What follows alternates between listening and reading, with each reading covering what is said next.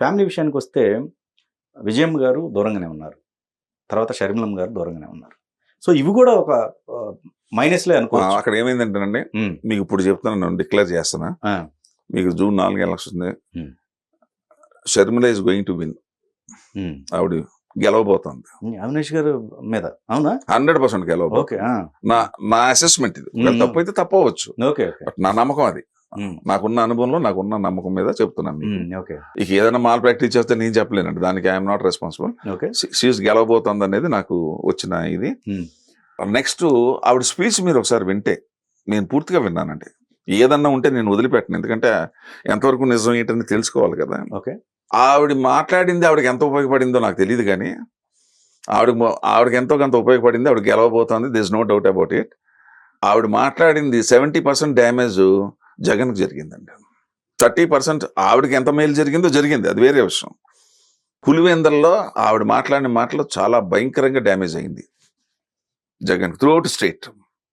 ఆవిడ మాట్లాడే ప్రతి మాటలను సత్యం, ధర్మం, నీతి కనపడింది. ఓకే. ఆవిడ స్పీచ్ అంటే మీరు చాలా అద్భుతంగా మాట్లాడింది. చాలా అద్భుతంగా మాట్లాడింది ఆవిడ. ప్రతి దాంట్లోనే ఆవిడ మాట్లాడిందంటే, అరే అవును నిజం చెప్తుంది కదా, ఇవిడ నిజం మాట్లాడుతుంది కదా, ఎక్కడ తప్పు లేదే. ఆటోమేటిక్గా టిల్ట్ అయిపోయారండి అటుపక్క. ఈవిడ గెలిపిద్దాం, రాజశేఖర్ రెడ్డి ముద్దులు బిడ్డ గెలిపిద్దాం. ఓకే. రాజశేఖర్ రెడ్డి, అవినాష్ రెడ్డి అని ఎవరు పక్కన వేరే బ్రదర్ కావచ్చు, వాళ్ళ సంతానం, వాళ్ళ ఫ్యామిలీ, నేను ఆయన గురించి నేను మాట్లాడట్లా. రాజశేఖర్ రెడ్డి కన్నబిడ్డ కదా, ఈవిని గెలిపించేద్దాం. అది ట్రెండ్ కడపలో. ఓకే. ఓకే. నేను కడప టచ్ చేయలేదు కానీ కడప పక్కనే. నేను కడపలోంచే వెళ్ళాను, నేను కడపలోంచే ధర్మవరం ఇవన్నీ వెళ్ళాను నేను. అక్కడ ఉన్న టాక్ అది.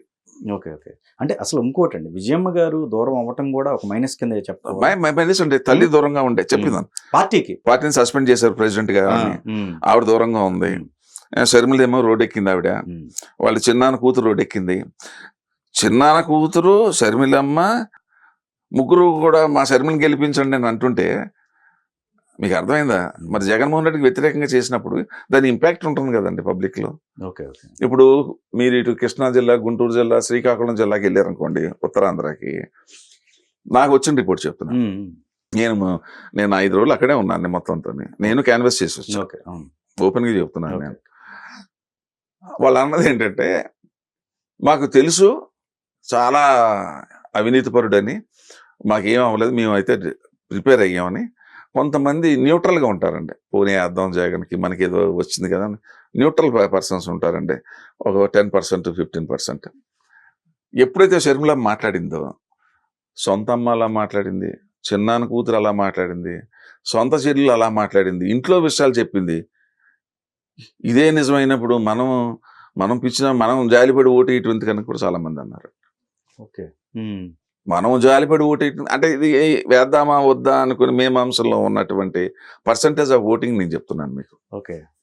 వాళ్ళు కూడా చెల్లులే చెప్పింది, తల్లే చెప్పింది, మనం ఎందుకు అటు ఇటుగా ఉంటాం, ఎలాగాళ్ళు గెలుస్తున్నారు టీడీపీ వాళ్ళు, వేవులో వెళ్ళిపోదాం అని చెప్పేసి అటుపక్క వెళ్ళిపోయారు. ఇఫ్ సైలెంట్ ఓటింగ్, మీరు అన్న సైలెంట్ ఓటింగ్ కరెక్ట్ అయితే, ఆ సైలెంట్ ఓటింగ్ లేదు వాళ్ళు అనుకున్నట్టుగా అయితే మాత్రం 120 తగ్గదండి. ఓకే. ఓకే. అసెస్మెంట్. ఓకే. ఇవన్నీ పక్కన పెడదాం. ఒక పక్కన ఫ్యామిలీ దూరం అయింది.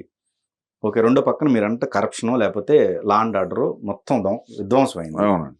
కానీ సలహాదారులు ఉన్నారుగా, దగ్గర 45 మంది ఉన్నారు. 45 మంది ఉన్నారు అనుకున్నాండి. ఎక్కడైనా ప్రపంచంలో ఎక్కడైనా 45 మంది అడ్వైజర్లు మీరు చూసారంటే, మీరు ప్రతి ఒక్కరికి జీతాలే. ఇంకా నేను చెప్పకూడదు టీవీ ముందు, ఆ వెళ్ళే జీతాలు వాళ్ళకి పూర్తిగా వెళ్ళమంట. ఓకే. ఇంకా మీరు ఊహించుకోండి ఇంకా నెక్స్ట్ ఏంటనేది. అతనికి ఎంత వెళ్ళాలో అంత వెళ్తుంది, రిమైనింగ్ ఇంకో చోటకి వెళ్ళిపోతుంది అంతే. ఓకే. సలహాదారులు ఏంటంటే, అసలు సలహాదారులు ఏంటి, ఏదో ఇంటలెక్చువల్ పర్సన్స్, లేకపోతే వాళ్ళని పెట్టుకుంటే తప్పులేదు. వాళ్ళకి తెలిసిన వాళ్ళంతా ఉద్యోగాలు, సలహాదారులు 45 మంది సలహాదారులు, ఎంత బర్డన్ అది. సార్, ఇక్కడ ప్రజాస్వామ్యంలో ప్రజలే రాజులు. అవును. రాజరికం అనేది పోయింది. అవును, లేదు, వ్యవస్థే లేదు. అవును. మరి అంచనాలు ఎక్కడ తారుమారైనాయి? నేను ఏది చెప్తే అది చెల్లుబాటు అవుద్దా అనే అంచనాల్లో ఆయన క్రియేట్ చేసుకున్నదా? అదేనండి. లేకపోతే ఎట్లా చూడాలి ఇది? ఎందుకంటే ఇప్పుడు 3 రాజధానుల కాన్సెప్ట్ సలహా ఇవ్వలేదంటారా? సార్ ఇచ్చి ఉండరంటారా?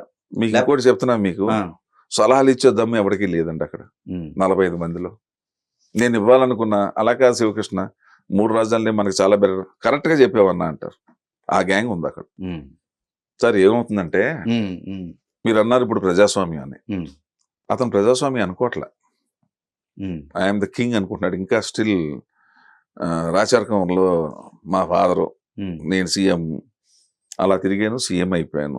అతను ఏదైనా 5 సంవత్సరాల కాల పరిమితి అసలు అంత జ్ఞానం అసలు. ఉంటే ఇన్ని తప్పులు ఎందుకు జరుగుతాయండి? అంత అంత అంత మేధాశక్తి ఉండి అంత విచక్షణ జ్ఞానం అతనికి ఉంటే ఇన్ని తప్పులు ఎందుకు జరుగుతాయి? 1, 2, 3, 4 అసలు అయ్యా నా ఇంట్లోకి వచ్చి వైసీపీ వాళ్ళు కొట్టేసారు నా భార్య పిల్లలంటే నువ్వు మాట్లాడేవంటే ఎస్సీ ఎస్టీ కేసు పెడతాను, పోలీస్ కానిస్టేబుల్ దగ్గర నుంచి రివర్స్ అవుతుంటే, సార్ ఇది ఏమవుతుందంటే మీరు పిల్లిని కూడా లోపల హింసించి కొట్టితే ఎప్పుడో రోజున మీకు కళ్ళు పట్టి పీకేస్తుందండి. The same thing it has happened. మీకు ఒకటి చెప్తా, సిరా చుక్క మౌనం పాటిస్తే సారా చుక్క నాట్యం చేస్తుందండి. మీకు అర్థమైంది దాని అర్థం?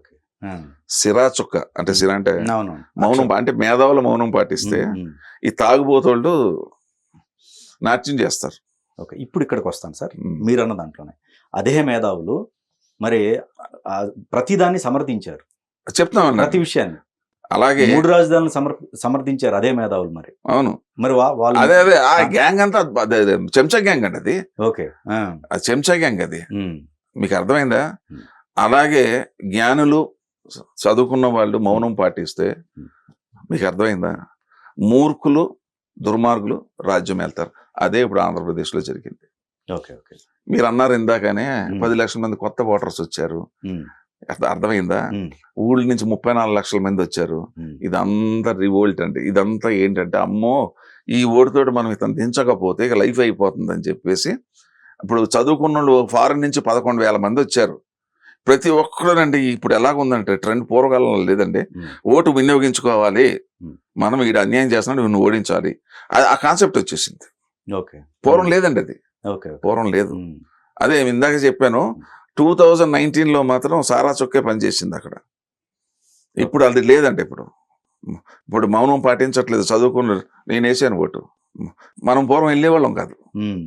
There is lot of change అంటే అది. అందుకే అన్నాడు ఆ కవి, సిరా చుక్క మౌనం పాటిస్తే సారా చుక్క నాట్యం చేస్తుంది.